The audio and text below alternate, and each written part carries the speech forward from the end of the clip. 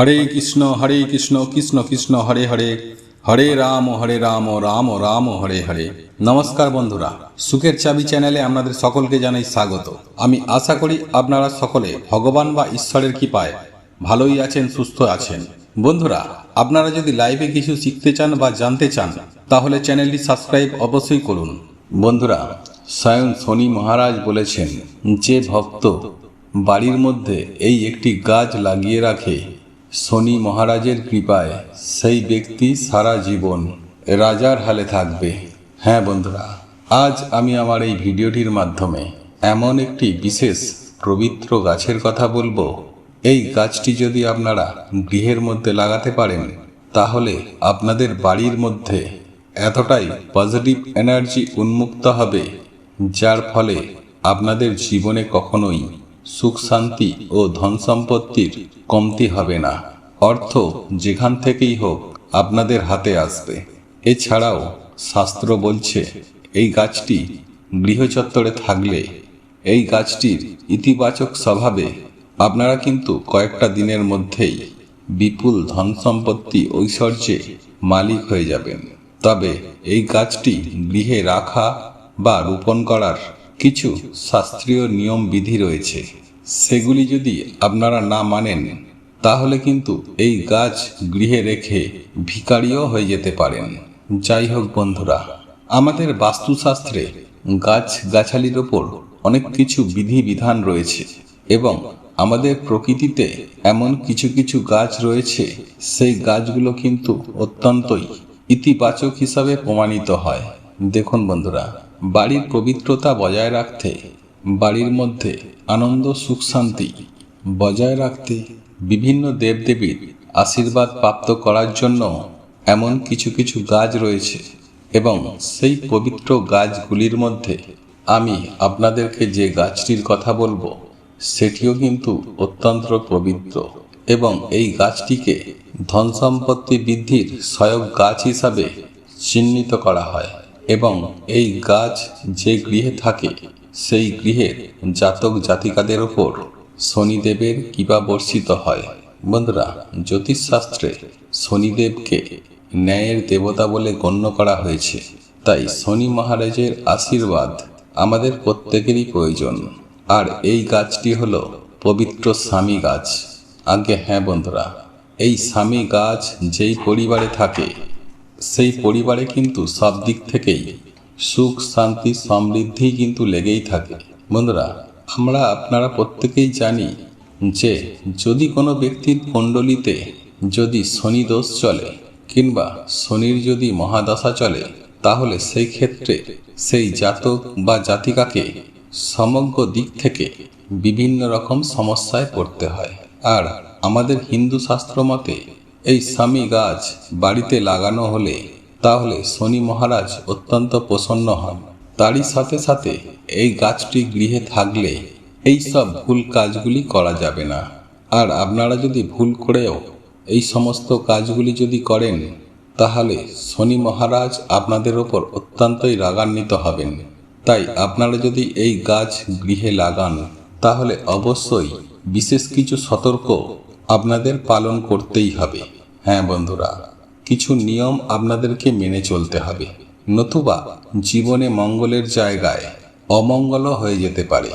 যাই হোক বন্ধুরা, আমি সবার প্রথমেই বলবো যে বাস্তুশাস্ত্র মত অনুসারে যদি নিয়মিত স্বামী গাছের পুজো আরাধনা করা হয়, যদি সরিষার তেলের প্রদীপ এই স্বামী গাছের গোড়ায় প্রজ্বলিত করা হয়, তাহলে যে ব্যক্তি এই ক্রিয়াটি করেন তার গৃহে কখনোই বাস্তু দোষ যেমন থাকে না, ঠিক তেমনি শনি মহারাজের অপার কৃপাদৃষ্টি প্রাপ্ত করা সম্ভব।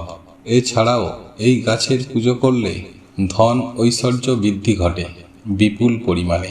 দ্বিতীয়ত, এই স্বামী গাছ বাড়িতে থাকলে বাড়ির মধ্যে কোনো প্রকারের নেগেটিভ এনার্জি কিছুতেই প্রবেশ করতে পারে না এবং বাড়ির চারপাশে বা বাস্তু চত্বরে দেখবেন একটা পজিটিভ এনার্জি অত্যন্ত পরিমাণে বৃদ্ধি পায়, যার ফলে বাড়ির মধ্যে ঝুট ঝামেলা অশান্তি রোগ ব্যাধি দারিদ্রতা কখনোই আসে না।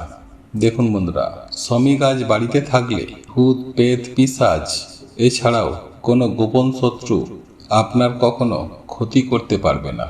এছাড়াও যদি আপনাদের জীবনে প্রচুর পরিমাণে গোপন শত্রু থেকে থাকে, তাহলে আমি আজই বলবো আপনারা একটি শমী গাছ স্নান করে শুদ্ধ বস্ত্র পরিধান করে শনি মহারাজের নাম নিয়ে এই গাছটি লাগিয়ে দিন। তাহলে আমি আপনাদেরকে কথা দিচ্ছি যে 100% আপনাদের জীবন থেকে গুপ্ত শত্রু ধ্বংস হয়ে যাবে। বন্ধুরা, এরপর তৃতীয়ত যে ভুলটি আপনারা কখনোই করবেন না যদি আপনাদের গৃহে এই শমী গাছ থেকে থাকে। দেখুন বন্ধুরা, আমরা জেনে হোক বা না জেনে আমরা অনেক সময় কি করি যে বাস্তুশাস্ত্র হিসাবে আপনারা যে কোনো গাছ যখন গৃহে লাগাবেন তখন সেই গাছটি লাগানোর কিন্তু একটা নির্দিষ্ট স্থান রয়েছে, কিন্তু আমাদের অজ্ঞতার কারণে বা আমাদের না জানার কারণে তার ফলে ভুলবশত বিভিন্ন জায়গায় এই গাছগুলোকে লাগিয়ে দিই, যার ফলে কিন্তু ইতিবাচক প্রভাবের তুলনায় নেতিবাচক প্রভাবগুলো আমাদের জীবনে এসে পড়ে। ঠিক তেমনি এই শমী গাছ যদি আপনারা ভুলবশত যে কোনো স্থানে যদি আপনারা লাগিয়ে দেন, তাহলে কিন্তু আপনারাই সমস্যায় পড়তে পারেন, এমনকি পরিবারের সদস্যদের মৃত্যু পর্যন্ত হয়ে যেতে পারে। বন্ধুরা, এই শমী গাছের আশেপাশে অর্থাৎ আপনারা যেইখানে এই শমী গাছ লাগাবেন সেখানে কোনোভাবেই নোংরা নালা নর্দমা বা কোনো নোংরা আবর্জনা এই গাছটির পাশাপাশি যেন না থাকে, এই বিষয়টি একটু লক্ষ্য করবেন। বন্ধুরা, নোংরা আবর্জনা, দুর্গন্ধযুক্ত মাটি, এমনকি এই গাছের আশেপাশে থুতু ফেলাও শাস্ত্রমতে উচিত নয়। তাই বন্ধুরা, যখনই আপনারা এই শমী গাছ লাগাবেন তাতে গোবরযুক্ত মাটি দিয়ে ভালো করে পরিষ্কার করে তারপরেই এই গাছ কিন্তু লাগাবেন। এছাড়াও এই গাছের পরিচর্যার ক্ষেত্রেও কোনো প্রকারের কেমিক্যালের ব্যবহার আপনারা করবেন না। এছাড়া বন্ধুরা, আপনারা দেখবেন এই শমী গাছ এতটাই পবিত্র, এই গাছটি যে গৃহে থাকে সেই গৃহের সদস্যদের ওপর শনি মহারাজের আশীর্বাদ ও কৃপাদৃষ্টি বিদ্যমান থাকে। তাই শমী গাছ আমাদের প্রত্যেকের ঘরে থাকা উচিত, কারণ এই গাছটি গৃহে থাকলে অর্থকে আকর্ষণ করে। হ্যাঁ বন্ধুরা, ধনদৌলত প্রচুর পরিমাণে উপার্জন করা যায় শনি মহারাজের আশীর্বাদ ও কৃপায়। যদি এই শমী গাছের পরিচর্যা আপনারা যদি ঠিকঠাক মতো করতে পারেন, তাই শমী গাছ আপনাদের গৃহে থাকলে এর নিত্য সেবা করুন, প্রতিদিন জল দান করুন।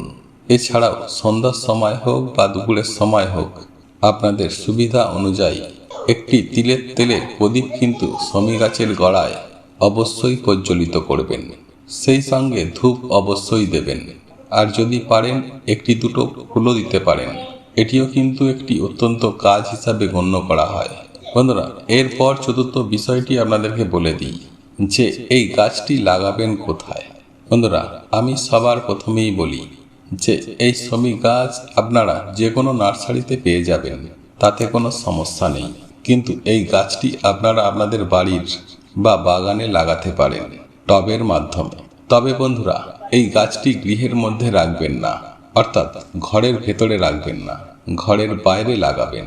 আর এই গাছটি যেখানে লাগাবেন বা টবের মধ্যে লাগিয়ে যেইখানে রাখবেন সেই জায়গাটিকে পরিষ্কার পরিচ্ছন্ন করে রাখবেন। আর সবসময় এই গাছটিকে এমনই জায়গায় রাখবেন যে যখন আপনি বাড়ি থেকে বের হবেন তখন যেন আপনার হাতের ডান দিকে পড়ে। আর এই বিষয়টা কিন্তু খেয়াল রাখবেন। আর এই শমী গাছে যখন প্রদীপ প্রজ্বলিত করবেন, ধূপ দেবেন প্রত্যেক দিন, তখন আপনারা কিন্তু পুজো করে যখন ঘরে ফিরে যাবেন তখন কিন্তু পেছন ফিরে একদম তাকাবেন না। আর এই বিষয়টি অবশ্যই মাথায় রাখবেন। বন্ধুরা, এই ভিডিওটি যদি আপনাদের পছন্দ হয়ে থাকে তাহলে ভিডিওটি লাইক করুন, কমেন্ট করুন এবং বন্ধুদের সাথে শেয়ার অবশ্যই করুন। মনে রাখবেন, আপনার একটি শেয়ার অনেক মানুষকে উপকৃত করতে পারে। এবং আপনি যদি নতুন হয়ে থাকেন তাহলে চ্যানেলটি অতি অবশ্যই সাবস্ক্রাইব করবেন এবং পাশে থাকা নোটিফিকেশন বেল আইকনটি অন করে রাখবেন, এইরূপ নিত্য নতুন ভিডিও সবার আগে পাওয়ার জন্য। ভগবান বা ঈশ্বর আপনার মঙ্গল করুক। আপনারা ভালো থাকুন, সুস্থ থাকুন।